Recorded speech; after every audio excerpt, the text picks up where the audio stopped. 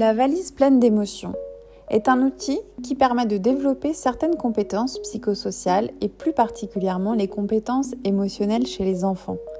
L'objectif est d'apprendre à connaître et à exprimer les 4 émotions de base, mais aussi à les reconnaître chez les autres, telles que la tristesse, la joie, la colère et la peur.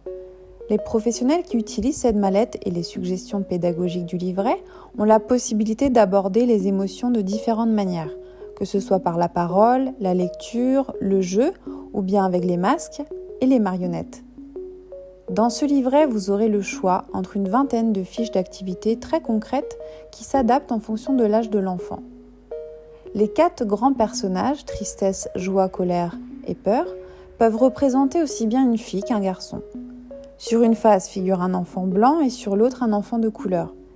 À chaque maison des émotions est attribuée une émotion de base. Elles peuvent également servir de boîte aux lettres. Au verso des 48 cartes illustrant des situations se trouve une petite histoire et quelques questions pour entamer la question des émotions. Je vous donne un exemple. C'est le soir, Camille regarde un livre d'images. Tout d'un coup, elle entend un bruit qu'elle connaît bien. La clé qu'on tourne dans la porte. Des pas dans le couloir. C'est papa qui rentre. Camille se lève d'un bond et court dans le couloir. « Bonjour papa !» Papa soulève Camille et lui donne un gros bisou. « Comment se sent Camille ? À quoi le vois-tu ? Pourquoi se sent-elle comme ça ?» Ces questions vont permettre de faire émerger les interrogations des enfants sur leurs propres émotions.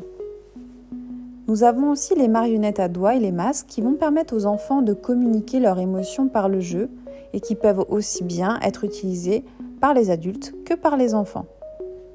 Par exemple, si un enfant a du mal à exprimer ce qu'il éprouve, on peut aller chercher le personnage qui incarne l'émotion correspondante pour l'aider à communiquer sur ce qu'il ressent. Si cet outil vous intéresse, n'hésitez pas à contacter notre documentaliste Karine Dijoux à l'adresse mail indiquée ou par téléphone.